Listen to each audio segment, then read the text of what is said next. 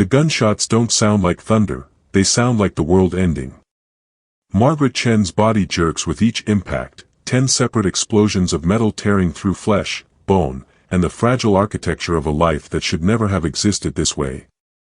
She collapses against the kitchen counter, her 60-year-old hands that once changed his diapers, packed his school lunches, applauded at his high school graduation. Now desperately clutching the swollen belly that holds her darkest secret. Blood pools beneath her, mixing with spilled orange juice on the linoleum floor, creating abstract patterns that will later be photographed as evidence. Her son stands above her, the 9mm still smoking in his trembling grip, his face a mask of something beyond rage, beyond grief, a primal horror that has no name in any language. "Mom," he whispers, the word fracturing in his throat. "Mom, what did you do?" But Margaret Chen can't answer.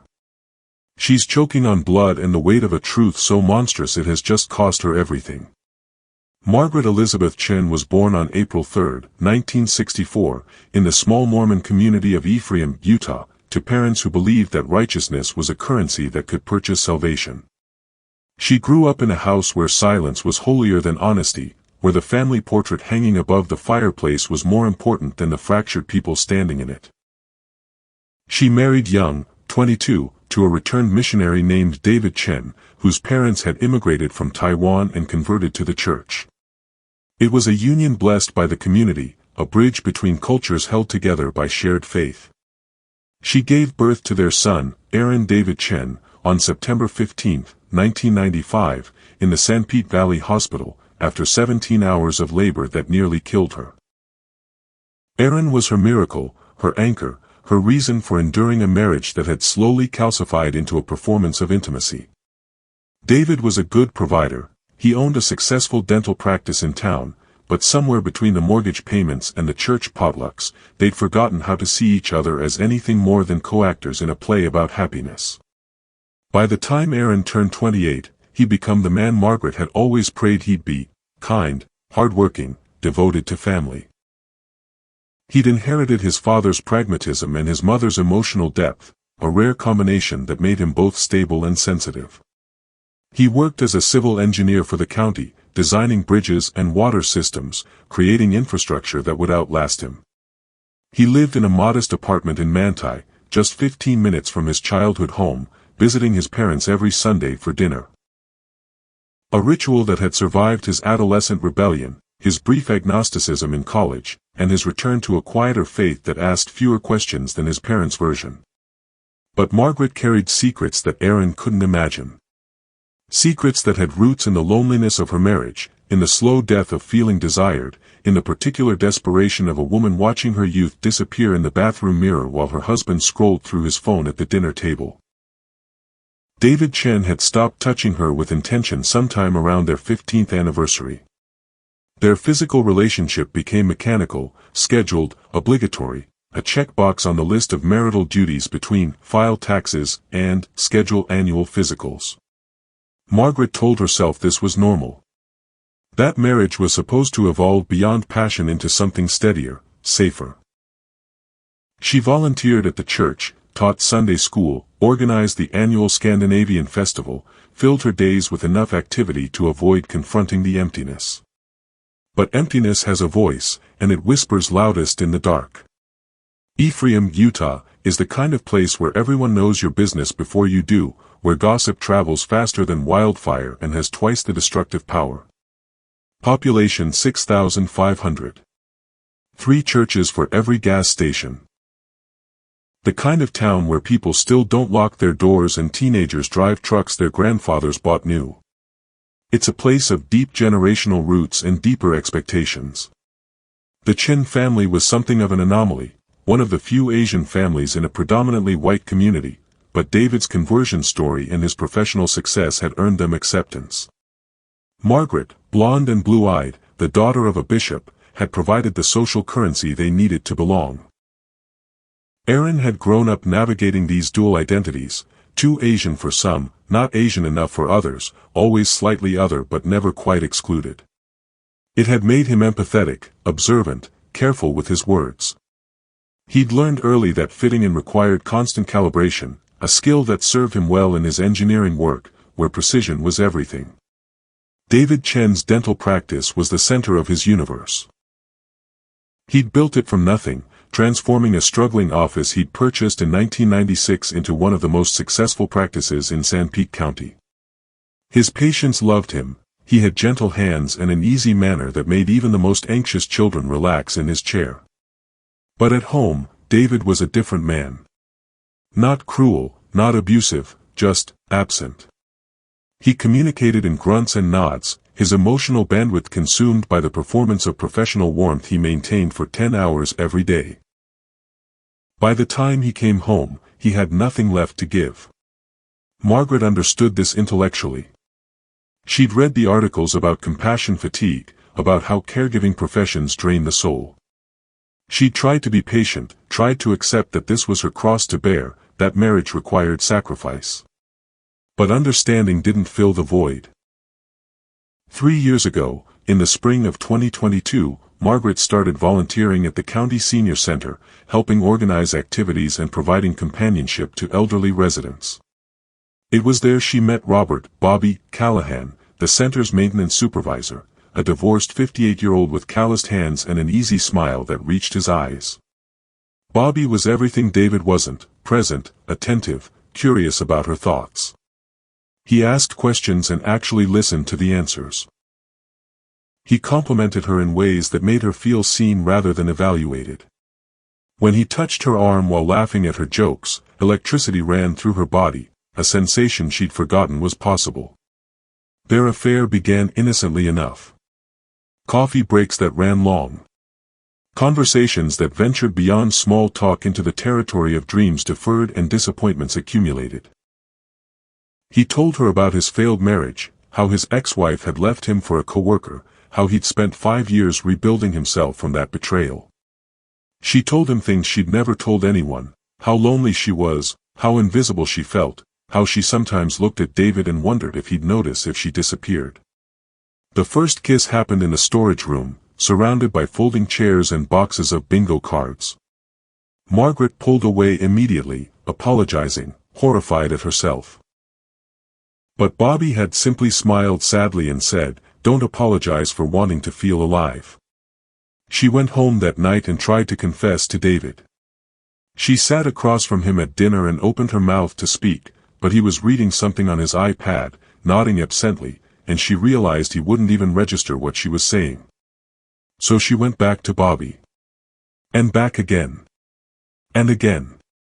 Their affair lasted 18 months, a secret life carved out in stolen hours and borrowed spaces. They never went to hotels, too risky, too visible. Instead, they met at Bobby's small rental house on the edge of town, where the neighbors minded their own business and nobody asked questions.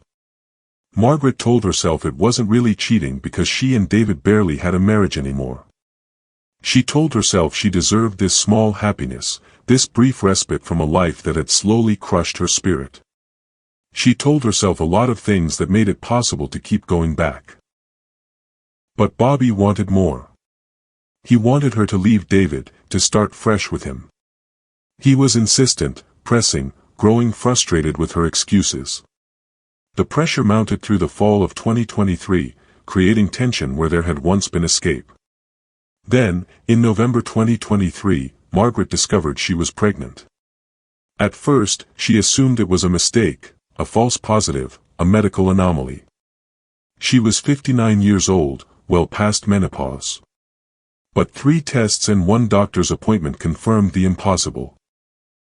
She was carrying a child. The doctor explained that it was rare but not unheard of. Perimenopause could create unpredictable ovulation patterns. There were risks, significant ones, given her age. But the pregnancy was viable. Margaret sat in her car in the medical center parking lot for 2 hours, paralyzed by the implications. She hadn't been intimate with David in over a year. He'd know immediately the child wasn't his. And Bobby. Bobby would see this as his chance, his leverage to finally force her to leave her marriage. She couldn't tell either of them. Not yet. Maybe not ever. She hid the pregnancy through the winter, wearing loose clothing and avoiding situations where her body would be scrutinized. She told David she was trying a new diet, blaming her weight gain on medication. He barely noticed. But she couldn't hide it from Aaron. Aaron Chen noticed his mother was different on a Sunday in early January 2024, during their weekly family dinner. It was subtle at first, the way she kept her cardigan buttoned despite the overheated house, the way she shifted uncomfortably in her chair, the way she declined wine, something she never did, and barely touched her food.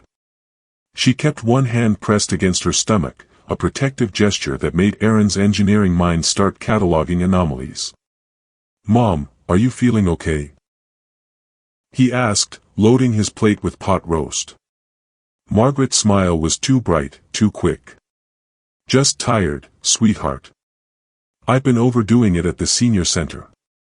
But Aaron had spent his entire life reading his mother's tells, the slight twitch of her left eye when she lied, the way her voice pitched higher under stress.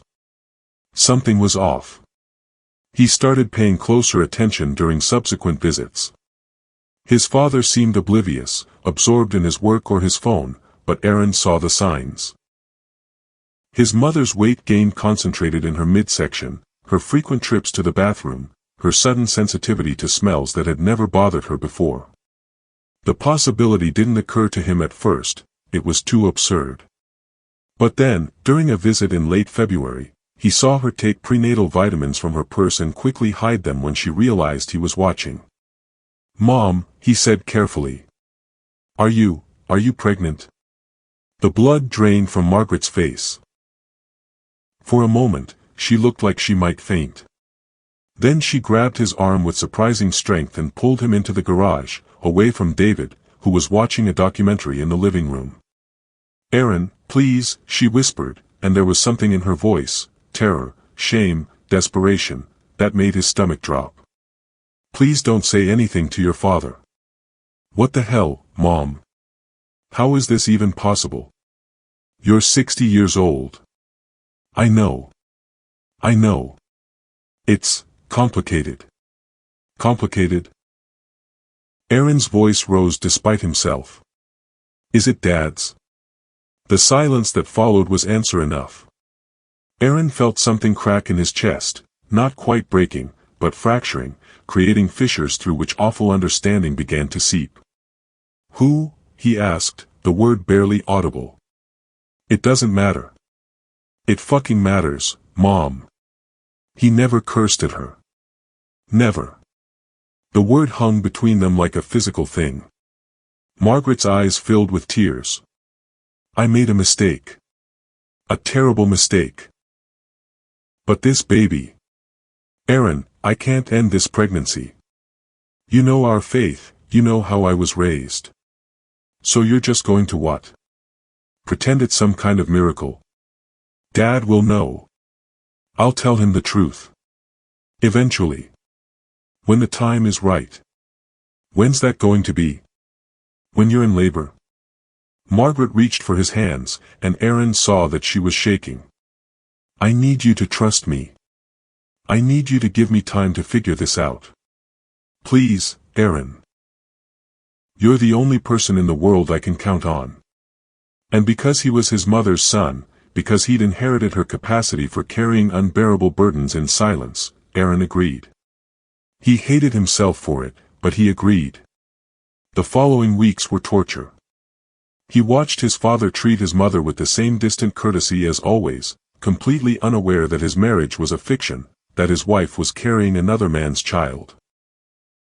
Aaron felt complicit in the deception, a co-conspirator in something that violated everything he'd been taught about honesty and integrity. He started having nightmares, vivid, disturbing dreams where his family's home collapsed around them, where he tried to warn his father but found his voice wouldn't work, where his mother gave birth to something monstrous that they all pretended was normal. By March, Margaret was visibly pregnant. She could no longer hide it under loose clothing. Aaron knew the revelation was coming, knew it would detonate their family. He braced himself for it. The truth came out on a Thursday afternoon in mid-March, but not the way anyone expected. Aaron stopped by his parents' house unannounced, something he rarely did, because he'd forgotten his work laptop there the previous Sunday. He let himself in with his key, calling out a greeting, expecting to find his mother in the kitchen or the garden. Instead, he found her in the living room with Bobby Callahan. They were sitting close together on the couch, Bobby's hand on Margaret's swollen belly, his head tilted toward her as he spoke in low, intimate tones. They didn't hear Aaron enter. "Can't keep putting this off, Maggie. He needs to know. We both need to stop living this lie." "I know," Margaret whispered. "I know. David will be destroyed. And Aaron is an adult who can handle the truth. You're not protecting them anymore. You're just delaying the inevitable." Bobby leaned in and kissed her forehead, and that simple gesture, so tender, so familiar, told Aaron everything he needed to know about the depth and duration of this betrayal. "Mom." They sprang apart like teenagers caught by parents. Margaret's hand flew to her mouth. Bobby stood up quickly, his expression shifting from surprise to something like defensive resignation. "Aaron," Margaret breathed. "Sweetheart, this isn't, I was going to tell you." But Aaron wasn't looking at his mother. He was looking at Bobby Callahan, cataloging details with the same precision he used to analyze structural integrity in his engineering work. The man's age, late 50s, maybe 60, his worn work boots and stained Carhartt jacket, his weathered face and calloused hands, the way he held himself with a kind of defeated dignity. "How long?" Aaron asked, his voice eerily calm. "Aaron, please. How long?" Margaret's shoulders sagged. 2 years. A little more than 2 years. The number hit Aaron like a physical blow. 2 years. 2 years of lies, of Sunday dinners built on deception, of watching his father live in ignorant contentment while his wife built a secret life. 2 years of his mother looking him in the eye and pretending everything was fine. "Is it his?" Aaron nodded toward Bobby, unable to say the man's name. "Yes," Margaret whispered. Bobby stepped forward. "Look, I know this is a shock, but your mother and I care about each other. This isn't some sordid affair. We have real feelings." "Shut the fuck up," Aaron said quietly. "You don't get to explain anything to me. You're fucking my mother. You got my 60-year-old mother pregnant. You've been helping her lie to my father for 2 years. You don't get to stand here and talk about your feelings like they matter." "Aaron." Margaret's voice cracked.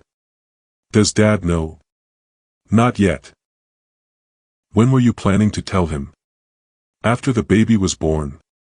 Were you going to try to pass it off as his?" "No. God, no.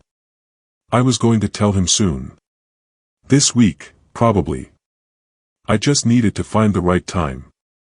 "There is no right time for this, Mom."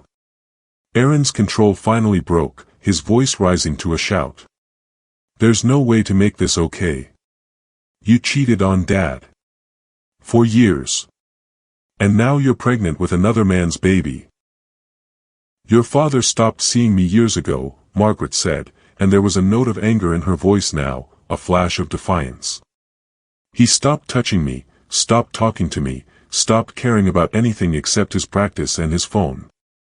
I was lonely, Aaron. I was so desperately lonely."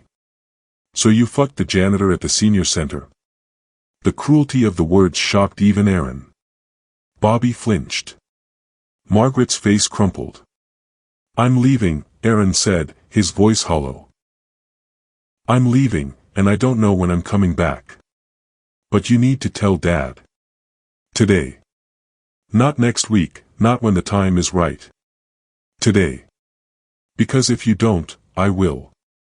He walked out, leaving his laptop behind, leaving his mother crying on the couch, leaving Bobby Callahan standing there looking like he wanted to say something but didn't know what. Aaron sat in his truck in the driveway for 10 minutes, gripping the steering wheel until his knuckles turned white, trying to decide what the hell to do. Tell his father himself? Wait to see if his mother would actually follow through? Pretend he'd never seen anything? In the end, he drove home, poured himself 3 fingers of bourbon, and stared at his phone, waiting for it to ring with news that his family had finally, irrevocably shattered. The call came at 7:47 p.m. But it wasn't from his mother. It was from his father. Aaron, David Chen's voice was strange, flattened, like he was speaking from very far away. Can you come to the house? Something's happened. Something with your mother. What happened? Just come. Please. Aaron arrived 15 minutes later to find his father sitting in the driveway in his car, staring straight ahead, hands still on the steering wheel though the engine was off. Aaron knocked on the window. David didn't respond at first, then slowly turned his head. His face was blank, emptied of expression in a way that was more terrifying than any display of emotion could have been. Dad? What's going on? David got out of the car mechanically. She told me, he said. About the pregnancy. About him. Dad, I'm so sorry. I just found out today myself. Did you know? David interrupted. Before today. Aaron hesitated, and that hesitation was answered enough. I see, David said. Then he walked past Aaron into the house. Aaron followed, dread building in his chest like a physical weight. He found his father in the kitchen, methodically making coffee, his movements precise and controlled. Dad. She's upstairs, David said without turning around. Packing. Packing. She's leaving. Going to him, I assume. I asked her to be out by morning. The words were delivered without inflection, but Aaron could see his father's hands shaking as he measured coffee grounds. Dad, maybe you should sit down. Maybe we should talk about this. What is there to talk about? David asked, and now there was something in his voice, a brittleness, a barely contained fracture. My wife has been unfaithful. She's pregnant with another man's child. She says she loves him. These are facts. Facts don't require discussion. They require processing. Dad, you're in shock. I'm not in shock. I'm simply recalibrating. It was such a strange word, so clinical, and it made Aaron's chest ache. His father was a fixer, he solved problems, repaired damage, made things functional. But you couldn't fix this. Upstairs, they heard movement, drawers opening and closing, footsteps crossing the floor. Margaret was actually packing. She was actually leaving. You should go talk to her, David said. Say goodbye to your mother. Dad, don't do this. Don't shut down like this. I'm not shutting down. I'm simply accepting reality. David finally turned to face his son, and Aaron saw that his father's eyes were dry, his expression composed, his posture controlled. She made her choice. I'm simply allowing her to live with it. Aaron climbed the stairs slowly, each step feeling like a betrayal, of his father, of his mother, of himself. He found Margaret in the bedroom she'd shared with David for 28 years, throwing clothes into a suitcase with shaking hands. She looked up when he entered, her face blotchy and swollen from crying. Aaron. You're actually leaving. He asked me to. Because you told him you love Bobby. Margaret flinched at the name. I do. I know that's hard to hear, but I do. And I can't keep pretending anymore. It's destroying all of us. So you're choosing him. You're choosing to blow up our entire family for some guy you've known for 2 years. I'm choosing to stop living a lie. Margaret's voice rose, defensive and raw. I'm choosing to stop dying slowly in a marriage that ended years ago. Your father and I have been ghosts haunting the same house, and you know it. You've seen it. That doesn't give you the right to do this. I'm not asking for your blessing, Aaron. I'm asking for your understanding. I don't understand. I don't understand how you could do this. How you could lie for so long. How could you hurt Dad like this? Your father hurt me first, Margaret said quietly. Every day for 10 years, he hurt me with his absence, his indifference, his inability to see me as anything more than the woman who did his laundry and organized his schedule. I was lonely, Aaron. You have no idea how lonely I was. Then you should have left him. You should have gotten counseling or filed for divorce. You shouldn't have cheated. You shouldn't have gotten pregnant with another man's baby. Margaret finished packing and zipped the suitcase closed with violent force. You're right. You're absolutely right. I made terrible choices, and I'm going to have to live with the consequences. But I'm also 58 years old, and this might be my last chance to actually feel something real before I die. So I'm taking it. She picked up the suitcase and walked past Aaron toward the door.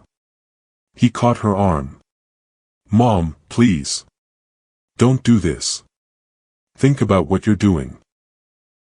Margaret turned and looked at her son, and Aaron saw something in her expression that made his blood run cold, a kind of desperate defiance, a recklessness born of decades of suppressed desire and deferred living. I have thought about it, she said. I've thought about nothing else for months. And this is what I'm choosing. She left. Aaron heard her footsteps on the stairs, heard the front door open and close, heard a car start in the driveway. Not her car, which meant Bobby was waiting for her, had been waiting while she packed, ready to take her away from the wreckage of her marriage. Aaron found his father still in the kitchen, still making coffee, still performing the rituals of normalcy as if repetition could ward off chaos. Dad, Aaron said softly. She's gone. Yeah. David nodded once, precisely. Then he went to pour himself a cup of coffee. His hand shook, the pot rattled against the mug, coffee splashed onto the counter. The small failure, such a minor thing, seemed to break something in him. The coffee pot fell from his hands and shattered on the floor. David Chen stood there, staring at the broken ceramic and spreading coffee, and made a sound Aaron had never heard his father make, a raw, animal noise of pain that had no shape, no language, just pure loss-given voice. Then his father sank to his knees in the broken glass and coffee and wept like a child. Aaron held him there on the kitchen floor while his father's marriage ended, while the illusion of their family dissolved, while everything they believed about their lives revealed itself to be built on foundations that had long since rotted away. The weeks that followed were a study in controlled disintegration. David Chen went to work every day, performed his duties with his usual precision, smiled at his patients, made small talk with his staff. Then he came home to an empty house and sat in the dark until Aaron arrived to make sure he ate something, anything. Margaret moved in with Bobby Callahan. She didn't call. Didn't text. Vanished from their lives as completely as if she'd never existed, except for the pregnant absence she left behind.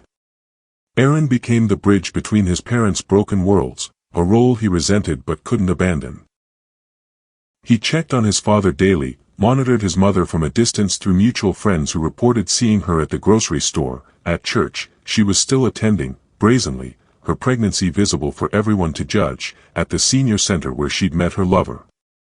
The town's reaction was predictably vicious. Ephraim was a small community where reputation mattered more than truth, where the appearance of righteousness was the only currency that counted.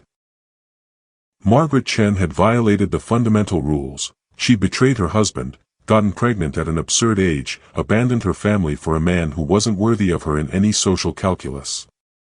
The whispers started immediately. Women who'd been Margaret's friends for decades suddenly didn't recognize her at the store. The Relief Society president visited David to offer support, which really meant to gather details she could share with her circle. People treated Aaron with a mixture of pity and suspicion, as if his mother's sins might be genetic.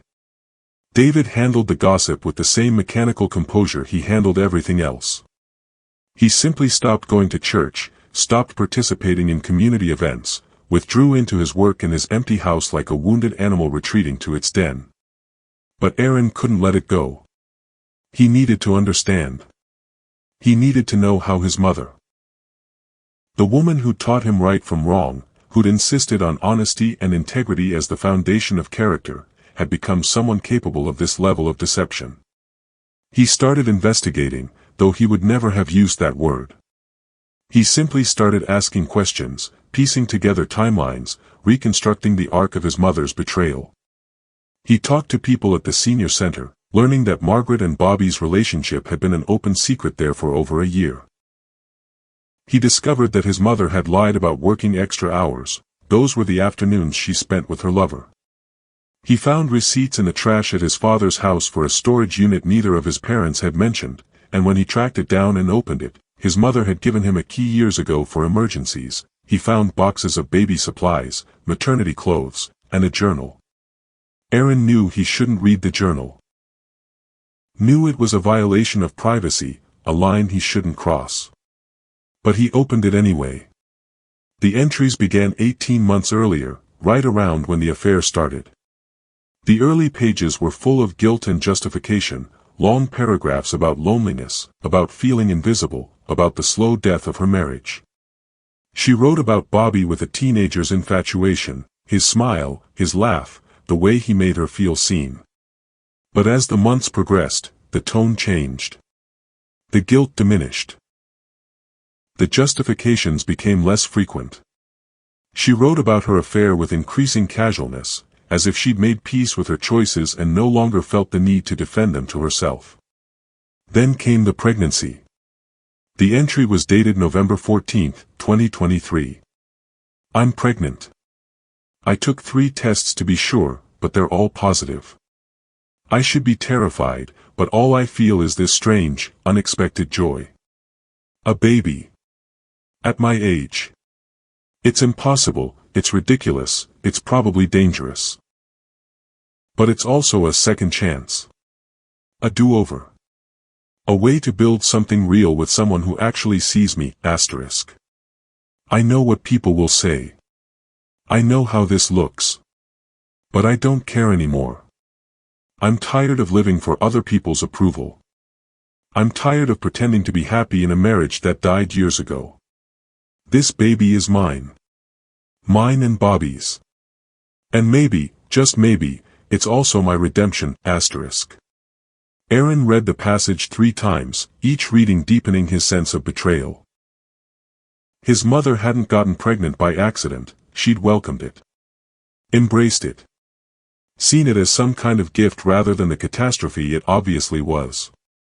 He kept reading, learning details he wished he didn't know, how she'd planned to tell David after the first trimester but kept postponing it, how Bobby had proposed to her, how she'd fantasized about leaving David and starting fresh, how she'd justified her choices with increasingly elaborate rationalizations. The final entry was dated March 15, the day before Aaron had caught them together. Tomorrow I'm telling David. I can't put it off anymore. Aaron knows something's wrong, I can see it in the way he looks at me, the questions he's not asking. It's time to stop hiding. It's time to choose my happiness over everyone else's comfort, asterisk. I'm choosing Bobby. I'm choosing this baby.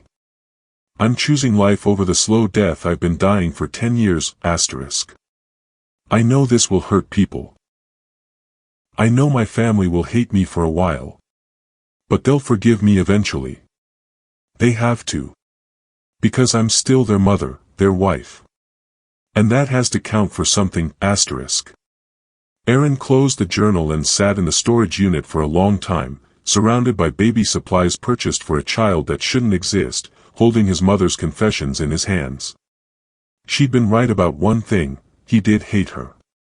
Not for having an affair, not even for getting pregnant. He hated her for her selfishness, for her narcissism, for the way she'd reframed her betrayal as some kind of brave act of self-actualization rather than what it actually was, a middle-aged woman's cowardice dressed up as courage. He thought about his father, methodically rebuilding his life while his wife played house with another man. He thought about the baby, his half-sibling, growing inside his mother's 60-year-old body, already marked by scandal before it even took its first breath. And he thought about justice. About consequences. About the way his mother seemed to believe she could blow up their family and still be loved, still be forgiven, still be welcomed back when the novelty of her new life wore off. Something hardened in Aaron's chest that day. Some final thread of grace that had kept him tethered to his mother's version of events finally snapped. Aaron Chen spent April constructing himself. Not rebuilding. Construction implied creating something new from raw materials, and that's what this was. The old Aaron, the dutiful son who absorbed everyone's pain and tried to fix what couldn't be fixed, was gone. In his place, something colder, sharper, more angular was taking shape. He read Marcus Aurelius, *, "You have power over your mind, not outside events. Realize this, and you will find strength." *. He read Epictetus, *, "It's not what happens to you, but how you react to it that matters." *. He read Seneca, *, "We suffer more in imagination than in reality." The Stoics had answers for this kind of betrayal, this kind of family catastrophe. They taught acceptance without surrender, strength without denial. They taught that you couldn't control others' choices, only your response to those choices. Aaron stopped calling his mother. Stopped checking on her through intermediaries. She'd made her choice, he'd made his. The clean break was a mercy to both of them, even if she didn't see it that way yet. He focused instead on his father, who was slowly emerging from his grief into something resembling functional living. David had started therapy, a huge step for a man of his generation who viewed mental health treatment as weakness, had reconnected with old friends, had even started dating, awkwardly, tentatively, like someone learning to walk after years in a wheelchair. Aaron watched his father's transformation and learned from it. Grief was a process, not a state. You could move through it if you refused to let it define you. But he also learned something darker. Some betrayals were unforgivable. Some wounds never truly healed, you just learned to live with the scar tissue. His mother reached out in mid-May, 7 weeks after she'd left. A text message, *, "Can we talk? I miss you, *. Aaron stared at the message for an hour before responding. *, "There's nothing to talk about. You made your choice. Live with it, *. She tried calling. He didn't answer. She sent longer messages, increasingly desperate, trying to explain herself, trying to make him understand. He deleted them unread. This wasn't punishment, he told himself. This was boundary setting. This was choosing his own mental health over her need for absolution. But it felt like punishment. And some part of him, the part that remembered being 5 years old and having his mother bandage his scraped knees, the part that remembered her proud smile at his college graduation, felt like he was amputating something vital. He pushed that feeling down. By late May, Aaron had achieved a kind of equilibrium. He worked, saw his father regularly, went to the gym, dated casually. He built a life that functioned, that moved forward, that refused to be held hostage by his mother's choices. Then, in early June, his mother showed up at his apartment. She was 8 months pregnant now, her belly enormous, her face drawn and exhausted. She looked a decade older than she had 3 months earlier, as if the pregnancy and the scandal and the ostracism had aged her in fast forward. "Aaron, please," she said when he opened the door. "Please just talk to me." He should have closed the door. Should have maintained his boundaries, protected his carefully constructed equilibrium. But seeing her there, pregnant, exhausted, desperate, triggered something he couldn't quite suppress. He let her in. They sat in his living room, the same room where they'd had countless conversations over the years, but the geography felt different now, the emotional terrain fundamentally altered. "I'm sorry," Margaret said. "I know I've said that before, but I need you to know I mean it. I'm sorry for the lying, for the deception, for hurting you and your father. But you're not sorry for leaving him. You're not sorry for choosing Bobby." "No," she admitted. "I'm not sorry for choosing to be happy." "You're not happy, Mom. You look miserable." Margaret's hand went to her belly, that protective gesture he'd seen 100 times now. I'm happy about the baby. About starting fresh. But I'm not happy about losing you. About losing my son. You didn't lose me. You chose to leave. I didn't choose to leave you. I chose to leave a marriage that was killing me. It's the same thing. We're a package deal. You had to know that. Silence. Then, I hoped you'd understand eventually. I hoped you'd see that I did this for the right reasons. There are no right reasons for what you did, Aaron said quietly. There's just selfishness dressed up as self-care. There's just cowardice dressed up as courage. Margaret flinched. That's not fair. Fair. You want to talk about fair? Was it fair to Dad? Was it fair to me? Was it fair to that baby you're carrying, who's going to grow up marked by this scandal, defined by their mother's choices? I'm giving this baby a chance at a real family. A mother and father who actually love each other. You're giving this baby a mess, Aaron interrupted. You're bringing a child into a relationship that started with lies and betrayal, and you're acting like that foundation won't matter. Like love conquers all. But it doesn't, Mom. Love doesn't conquer damage.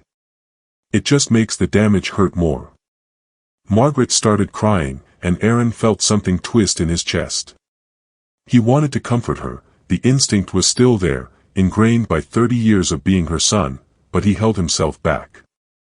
What do you want from me? He asked. I want my son back. I want you to be part of this baby's life. I want us to be a family again. We can't be a family again. That family doesn't exist anymore. You destroyed it. So what, you're just going to cut me out of your life forever? Pretend I don't exist? Aaron considered the question seriously. Could he?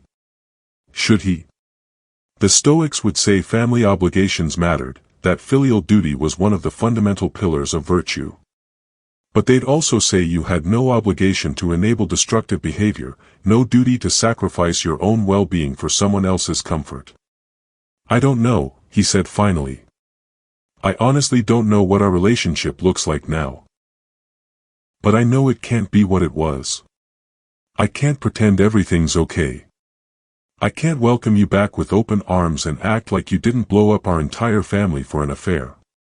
I'm not asking you to pretend. I'm just asking you to try. I am trying, Mom. This, right now, this is me trying.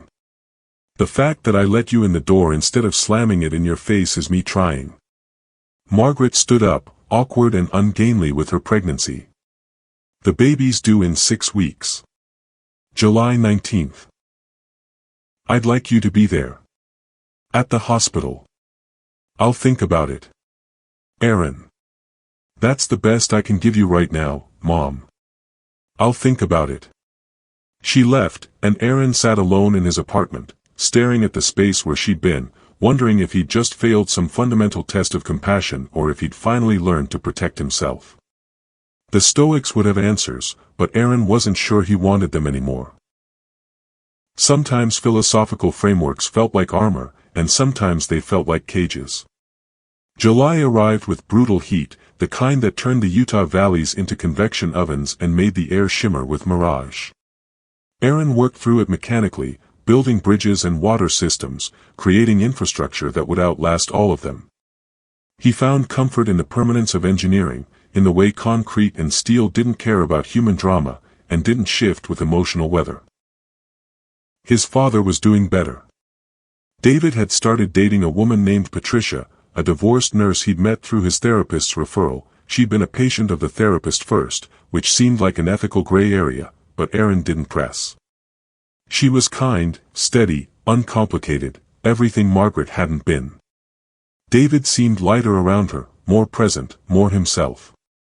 Aaron was happy for his father, but the speed of his recovery bothered him on some level he couldn't quite articulate. It had been 4 months.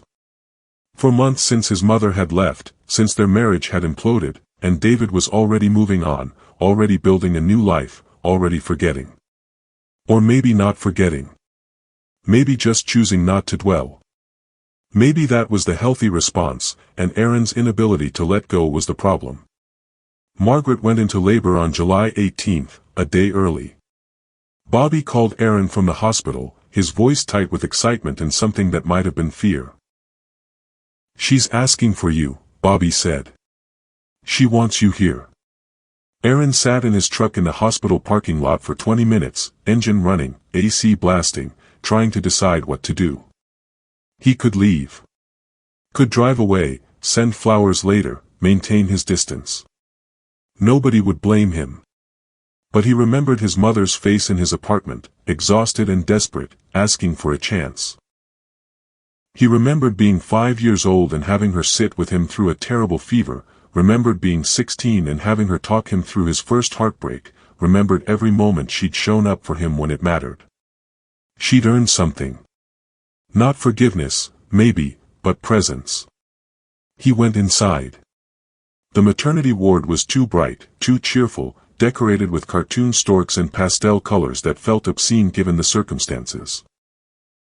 Aaron found his mother's room and stood outside for a long moment, listening to her breathing through contractions, listening to Bobby murmur encouragement, listening to the ordinary sounds of a birth that was anything but ordinary. He knocked. Bobby answered, his face lighting up with relief when he saw Aaron. "She'll be so glad you came." Aaron pushed past him without responding. His mother was in the bed, sweating and pale, her hands gripping the railings as another contraction hit. She looked old, fragile, nothing like the composed woman who'd raised him. When the contraction passed, she turned her head and saw him. "Aaron," she breathed, and the relief in her voice was so profound it made his chest ache. "I'm here," he said, and realized that was all he could promise. Not support, not approval, not reconciliation. Just presence. The labor lasted 7 hours. Aaron stayed for most of it, stepping out occasionally when the intimacy between his mother and Bobby became too much to witness. He called his father once, told him what was happening. David's response was flat, neutral, "I see. Thank you for letting me know." At 11:43 p.m., Margaret Chen gave birth to a daughter. 6 pounds, 4 ounces. Healthy, miraculously, despite all the risk factors. They named her Grace. The irony wasn't lost on Aaron. He held his half-sister for exactly 90 seconds, feeling the weight of her in his arms, the impossible smallness of her, the way her tiny fingers wrapped around his thumb with instinctive trust. She looked like every baby he'd ever seen, wrinkled and red and generic, but also somehow specifically herself, already a person with her own trajectory, her own story that would be shaped by the scandal of her conception. "She's beautiful," he said, because it seemed like something he should say. "She is," Margaret agreed, and when Aaron looked at his mother, he saw something in her face, a kind of fierce, protective love that was also desperately defensive, as if she was daring the world to judge this baby for the circumstances of her birth. Aaron gave Grace back to her mother and prepared to leave. "Congratulations," he said to both of them, the word feeling hollow but necessary. "Thank you for coming," Margaret said. "It means everything to me." Aaron nodded once and left, walking through the two bright corridors, past rooms full of conventional families celebrating conventional births, out into the July night that felt marginally cooler than the hospital but no less suffocating. He sat in his truck and cried for the first time since this all began, great heaving sobs that came from somewhere deep and wounded and refused to be contained by Stoic philosophy or emotional discipline or any of the frameworks he'd used to hold himself together. When he was done, he drove home, took a shower, and went to bed. The next morning, he woke to 17 missed calls and a voicemail from Bobby that made no sense. "Aaron, you need to come to the hospital. Something's happened. Something terrible." Aaron arrived at the hospital to find police cars in the parking lot, their lights painting the early morning alternating red and blue. His first thought was that something had happened to the baby, SIDS, or some complication from Margaret's age, or any of 100 things that could go wrong with newborns. He ran through the corridors, his heart hammering, his mind already catastrophizing. But the police weren't at the maternity ward. They were at his father's house. Aaron got the call from Detective Sarah Morrison at 7:15 a.m. She spoke carefully, professionally, using words like incident and situation and need you to come in for questioning, and none of it made sense until she said, "Your father has been arrested." For what? I think it's better if we discuss this in person. Aaron drove to the police station in a daze, his mind refusing to process the information. His father? Arrested? David Chen, who'd never even gotten a speeding ticket, who filed his taxes early and returned library books on time and treated civil law like divine commandment. Detective Morrison met him in a small interview room. She was in her 40s, with kind eyes that had seen too much, and she looked genuinely sorry to be having this conversation. "Your father broke into your mother's house early this morning," she said. "Mr. Callahan's house, technically. He entered through a back window while they were at the hospital with the baby. He destroyed property, smashed dishes, broke furniture, spray-painted obscenities on the walls. When your mother and Mr. Callahan came home around 6 a.m., he confronted them. There was an altercation." "What kind of altercation?" Detective Morrison hesitated. "Your father assaulted Mr. Callahan. Broke his nose, fractured his jaw, 3 broken ribs. He would have done more damage, but your mother called 911 and officers arrived quickly." Aaron felt the room tilt. "My dad? Are we talking about the same person?" "David Chen. I understand this is shocking. From what I gather, your father has been struggling since your mother left. His therapist noted some concerning statements in recent sessions, anger, fantasies of revenge, but nothing that met the threshold for intervention. Until now. Is Mr. Callahan okay?" "He's in stable condition. He'll recover." "And my mom?" "Shaken but physically fine. The baby wasn't present during the altercation, she was still at the hospital nursery. We're grateful for that."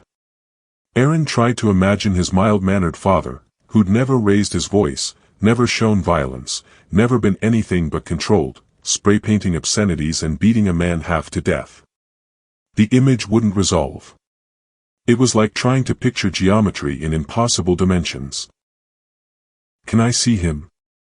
"He's being processed now. He'll be arraigned later today. I'd recommend you contact a lawyer." Aaron left the police station and sat in his truck, staring at his phone, trying to decide who to call first.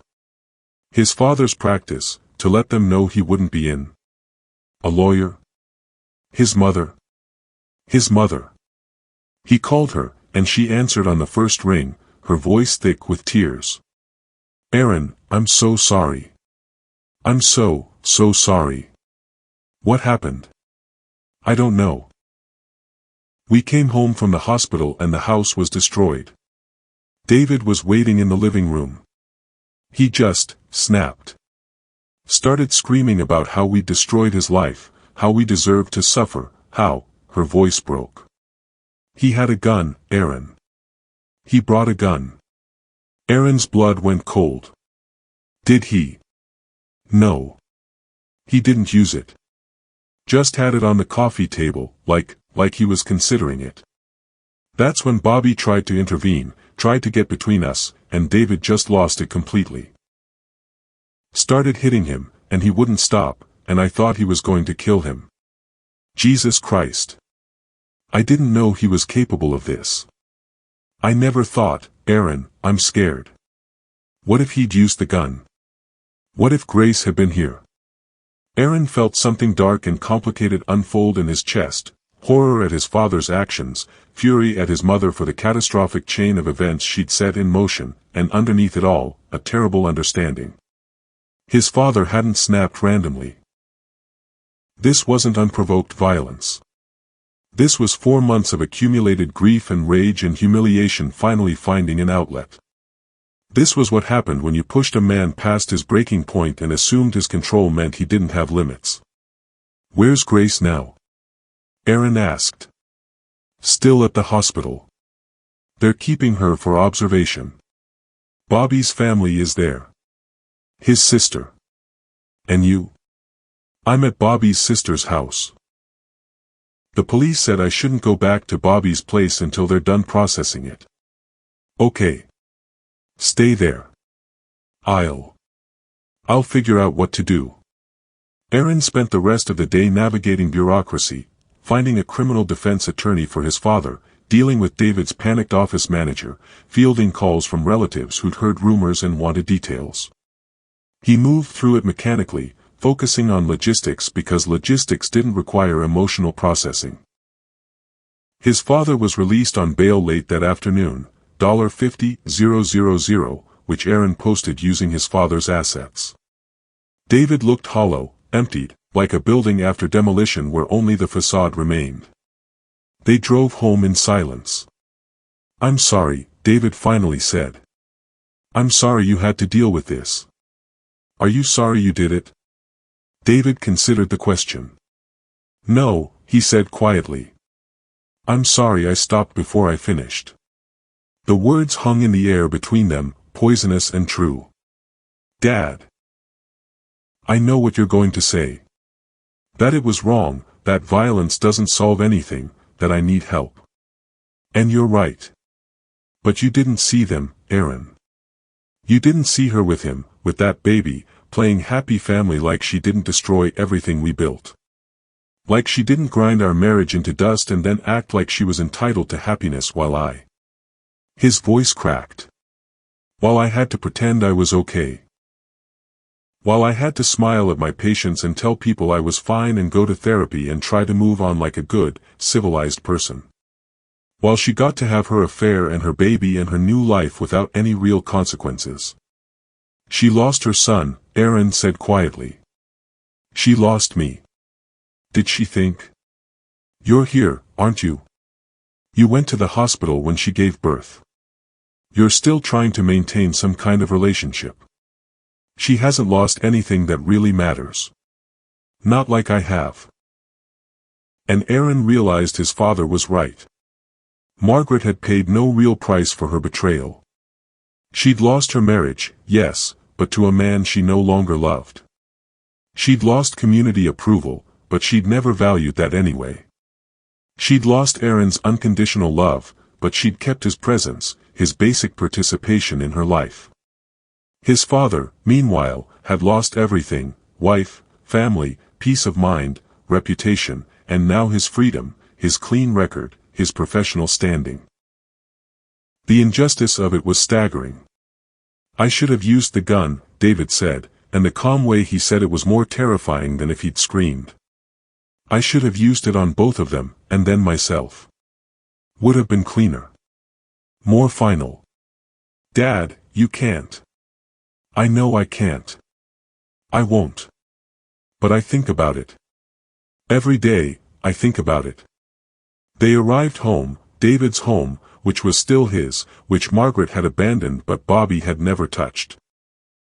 Aaron helped his father inside and made him eat something while they waited for the lawyer to call with more details about the charges, the arraignment schedule, and the likely outcome. The lawyer called at 8. David was facing multiple felony charges, burglary, assault with a deadly weapon, the gun, destruction of property. He was looking at 2 to 5 years in prison if convicted, possibly more given the weapons enhancement. But it was an extreme emotional disturbance, David protested. That's a defense, right? It's a mitigation, not a defense, the lawyer explained patiently. It might reduce the charges or the sentence, but it won't eliminate them. You broke into someone's home with a gun and beat a man nearly to death. No jury is going to let that slide completely, no matter how sympathetic they are to your situation.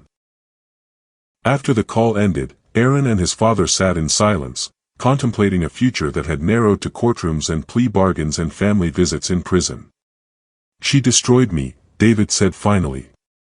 Your mother destroyed me, and now I'm going to prison for reacting to it. How is that justice?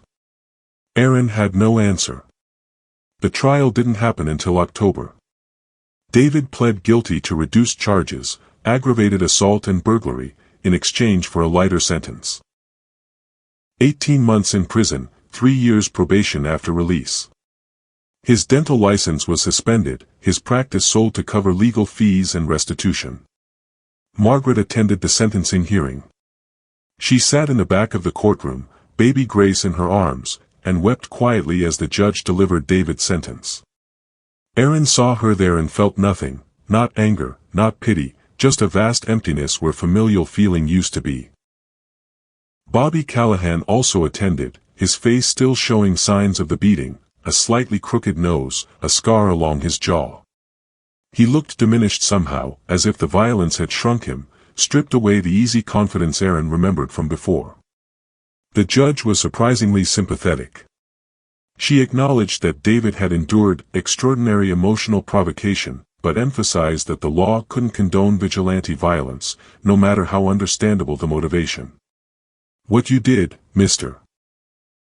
Chen, was a crime," she said.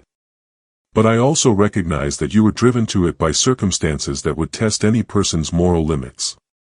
I hope you use your time in prison to heal, to process your anger, and to find a path forward that doesn't involve violence." David accepted the sentence with the same mechanical composure he'd maintained throughout the ordeal. He turned to look at Aaron before they led him away, and Aaron saw something in his father's eyes.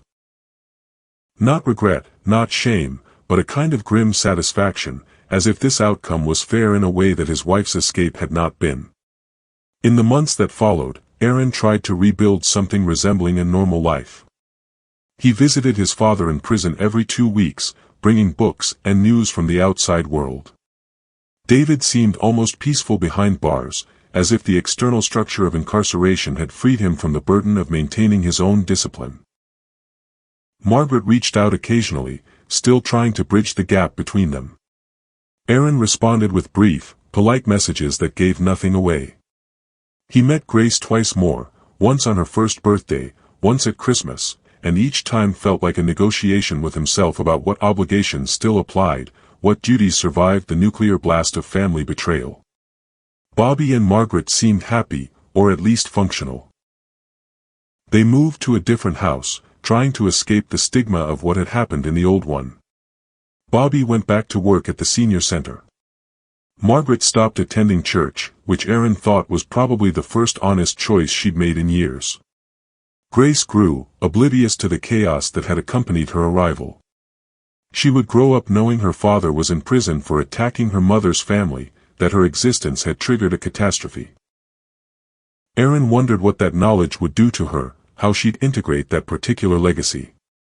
He thought often about justice, what it meant, whether it existed, whether anyone in this story had received it. His mother had paid some price but not enough. His father had paid too much. Bobby had paid in blood. And Aaron had paid in the slow death of his ability to trust, to love unconditionally, to believe that families were safe harbors rather than potential blast zones. The Stoics would say acceptance was the answer. That you couldn't control others' choices, only your response. That virtue was its own reward and vice its own punishment. But Aaron wasn't sure he believed that anymore. Because his mother seemed fine, living her life with minimal consequences, while his father rotted in prison for having the audacity to react to unbearable provocation. Where was the justice in that? David Chen was released from prison in April 2027, having served 16 months with good behavior. Aaron picked him up from the facility and drove him home, not to the old house, which had been sold, but to a small apartment Aaron had helped him lease. David looked older, grayer, thinner. Prison had stripped away the last vestiges of the man he'd been before Margaret left. They ate lunch together at a diner, making small talk about nothing important, both of them avoiding the larger questions that hovered over the meal like ghosts. Finally, David asked, "Have you seen them? Your mother and the baby?" "Grace isn't a baby anymore," Aaron said. "She's almost 3. That doesn't answer my question." "Yes. I've seen them. Not often. Maybe 3 or 4 times a year." And what? Are they happy?" Aaron considered the question. "I think so. As happy as anyone can be when their life is built on rubble. David nodded, absorbing this. Good. I'm glad. Are you? Yes. I spent a long time in prison being angry, wanting them to suffer. But somewhere along the way, I realized that anger was just another prison, one I'd built myself. So I let it go. Just like that. Not just like that. It took work. A lot of work. But yes, eventually. I let it go. Aaron didn't know if he believed his father, or if this was just another performance of control, another facade of composure hiding the violence underneath. But he wanted to believe. He needed to believe that people could actually heal, that damage wasn't always permanent. They finished their meal and Aaron drove his father to his new apartment, helped him settle in, and promised to come back the next day with more supplies. As he was leaving, David called out, "Aaron." "Yeah, Dad."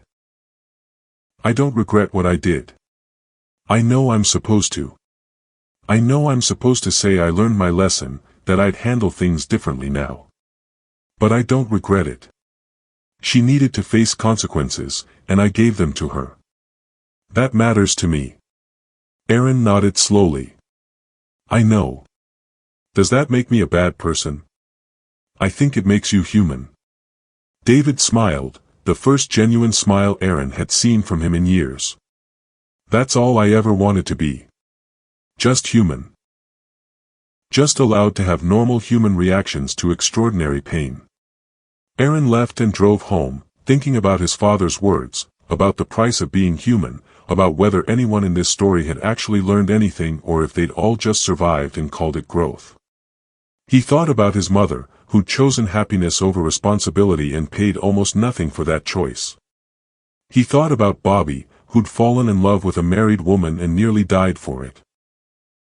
He thought about his father, who'd snapped under unbearable pressure and paid for it within 18 months of his life.